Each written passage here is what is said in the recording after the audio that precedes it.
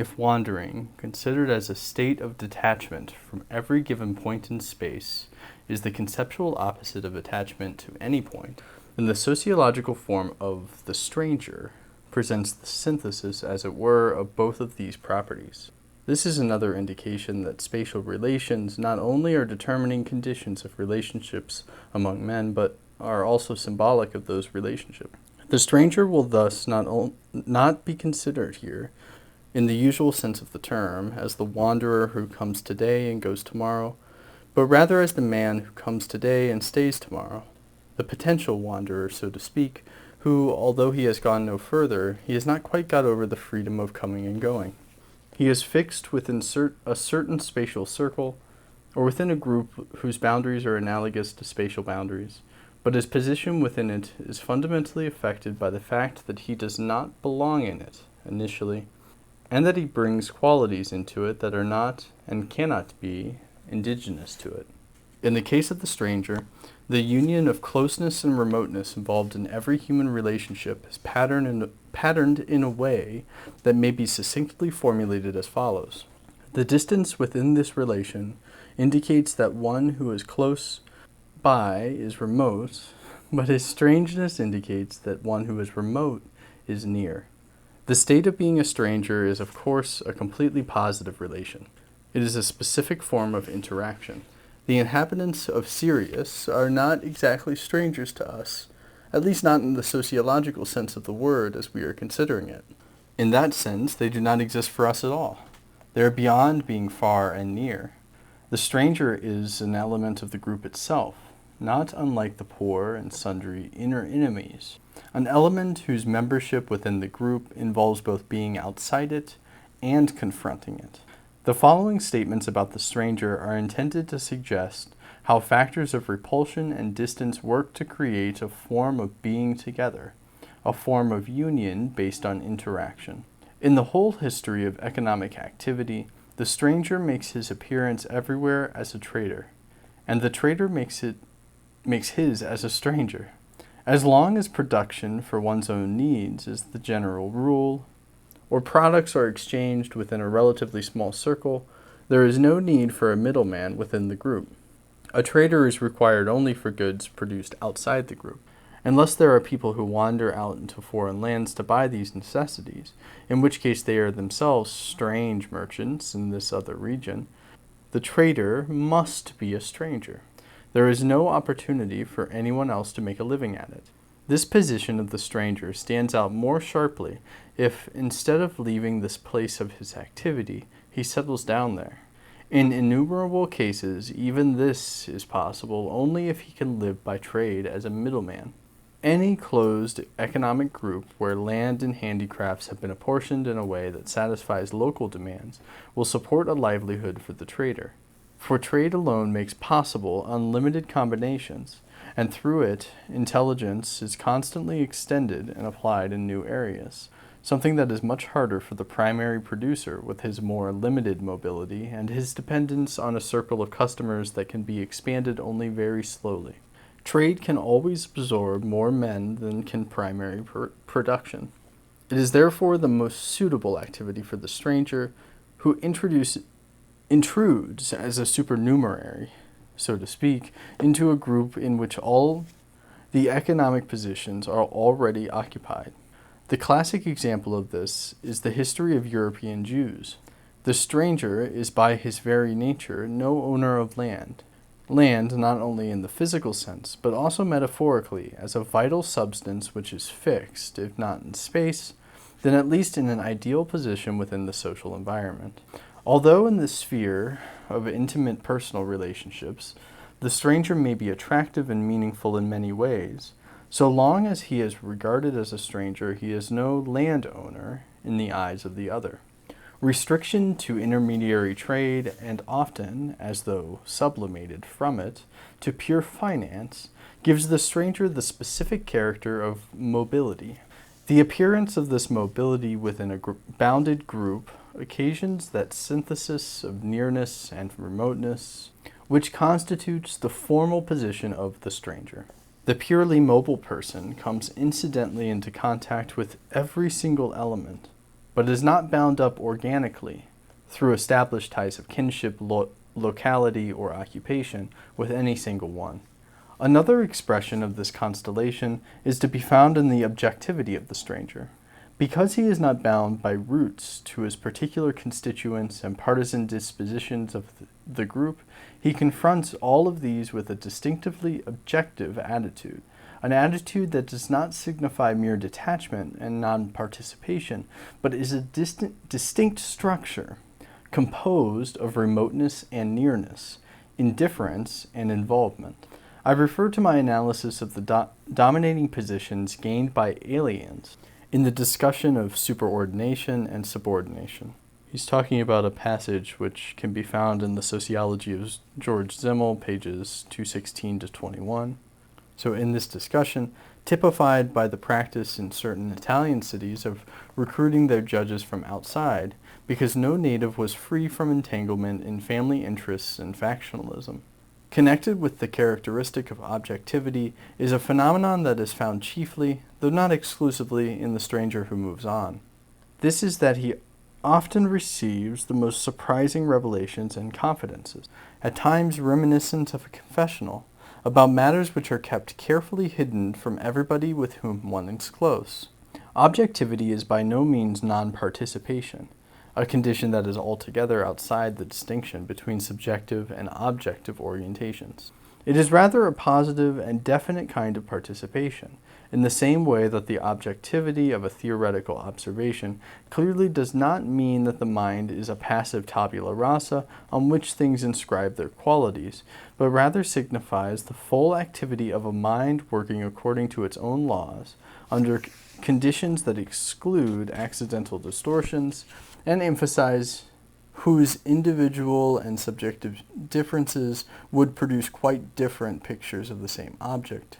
Exclude accidental distortions and emphases whose individual and subjective differences would produce quite different pictures of the same object. Objectivity can also be defined as freedom. The objective man is not bound by ties which could prejudice his perception, his understanding, and his assessment of data. This freedom, which permits the stranger to experience and treat even his close relationships as though from a bird's eye view, contains many dangerous possibilities. From earliest times, in uprisings of all sorts, the attacked party has claimed that there has been incitement from the outside by foreign emissaries and agitators. Insofar as this has happened, it represents an exaggeration of the specific role of the stranger. He is the freer man, practically and theoretically. He examines conditions with less prejudice. He assesses them against standards that are more general and more objective, and his actions are not confined by custom, piety, or precedent. And there's a footnote here.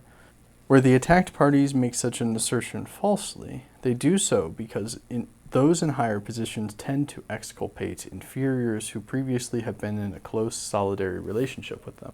By introducing the fiction that the rebels were not really guilty, but only investigated, so that they did not actually start the rebellion, they exonerate themselves by denying that there were any real grounds for the uprising. Finally, the proportion of nearness and remoteness which gives the stranger the character of objectivity also finds practical expression in the more abstract nature of the relation to him. That is, with the stranger only one certain more general qualities in common. That is, with the stranger one has only certain more general qualities in common, whereas the relation with organically connected persons is based on the similarity of just those specific traits which differentiate them from the merely universal. In fact, all personal relations whatever can be analyzed in terms of this scheme. They are not determined only by the existence of certain common characteristics which the individuals share in addition to their individual differences, which either influence the relationship or remain outside of it. Rather, the kind of effect which that commonality has on the relation essentially depends on whether it exists only among the participants themselves, and thus, although general within the relation, is specific and incomparable with respect to all those on the outside, or whether the participants feel that what they have in common is so only because it is common to the group, a type, or mankind in general. In the latter case, the effect of the common features become attenuated in proportion to the size of the group, bearing the same characteristics. The commonality provides a basis for unifying the members, to be sure, but it does not specifically direct these particular persons to one another. A similarity so widely shared could just as easily unite each person with every possible other. This, too, is evidently a way in which a relationship includes both nearness and remoteness simultaneously. To the extent to which the similarities assume a universal nature, the warmth of the connection based on them will acquire an element of coolness, a sense of the contingent nature of precisely this relation. The connecting forces have lost their specific centripetal character. In relation to the stranger, it seems to me, this constellation assumes an extraordinary preponderance, in principle, over the individual elements peculiar to the relation in question. The stranger is close to us insofar as we feel between him and ourselves similarities of national or social position, of occupation, or of general human nature. He is far from us insofar as these similarities extend beyond him and us and connect us only because they connect a great many people. A trace of strangeness in this sense easily enters even the most intimate relationship. In the stage of first passion, erotic relationships strongly reject any thought of generalization. A love such as this has never existed before. There is nothing to compare either with the person one loves or with the feelings for that person. An estrangement is wont to set in. Whether as cause or effect is hard to decide, at the moment when this feeling of uniqueness disappears from the relationship. A skepticism regarding the intrinsic value of the relationship and its value for us adheres to the very thought that in this relation, after all, one is only fulfilling a general human destiny, that one has had an experience that this occurred 1,000 times before, and that if one had not accidentally met this precise person, someone else would have acquired the same meaning for us. Something of this feeling is probably not absent in any relation, be it ever so close, because that which is common to two is perhaps never common only to them, but belongs to a general conception which includes much else besides, many possibilities of similarities. No matter how few of these possibilities are realized and how often we may forget about them, here and there, nevertheless the crowd is like shadows between men. No matter how few of these possibilities are realized and how often we may forget about them, here and there, nevertheless they crowd in like shadows between men, like a mist eluding every designation, which must congeal into solid corporeality for it to be called jealousy. Perhaps this is in many cases a more general, at least more insurmountable, strange than that due to differences and obscurities. It is strangeness caused by the fact that similarity, harmony, and closeness are accompanied by the feeling that they are actually not the exclusive property of this particular relation, but stem from a more general one, a relation that potentially includes us and an indeterminate number of others, and therefore prevents that relation which alone was experienced from having an inner and exclusive necessity. On the other hand, there is a sort of strangeness in which this very connection on the basis of a general quality embracing the parties is precluded.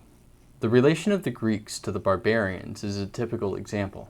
So are all the cases in which the general characteristics one takes as peculiarity and merely human are disallowed to the other. But here the expression, the stranger, no longer has any positive meaning. The relation with him is a non-relation. He is not what we have been discussing here. The stranger as a member of the group itself. As such, the stranger is near and far at the same time, as in any relationship based on merely universal human similarities. Between these two factors of nearness and distance, however, a peculiar tension arises, since the consciousness of having only the absolute absolutely general and common has exactly the effect of putting a special emphasis on that which is not common. For a stranger to the country, the city, the race, and so on, what is stressed is again nothing individual, but alien origin, a quality which he has or could have in common with many other strangers. For this reason, strangers are not really perceived as individuals, but as strangers of a certain type. Their remoteness is no less general than their nearness. This form appears, for example, in so special a case as the tax levied on Jews in Frankfurt and elsewhere during the Middle Ages. Whereas the tax paid by Christian citizens varied according to their wealth at any given time, for every single Jew the tax was fixed once and for all. This amount was fixed because the Jew had his social position as a Jew, not as the bearer of certain objective conditions. With respect to taxes, every other citizen was regarded as possessor of a certain amount of wealth, and his tax could follow the fluctuations of his fortune. But the Jew as taxpayer was first of all a Jew, and thus his fiscal position contained an invariable element. This appears most forcefully, of course, once the differing circumstances of individual Jews are no longer considered, limited though this consideration is by fixed assessments, and all strangers pay exactly the same head tax. Despite his being inorganically appended to it, the stranger is still an organic member of the group. Its unified life includes the specific conditioning of this element. Only we do not know how to designate the characteristic unity of this position, otherwise than by saying that it is put together of certain amounts of nearness and of remoteness. Although both these qualities are found to some extent in all relationships, a special proportion and reciprocal tension between them produce the specific form of the relation to the stranger.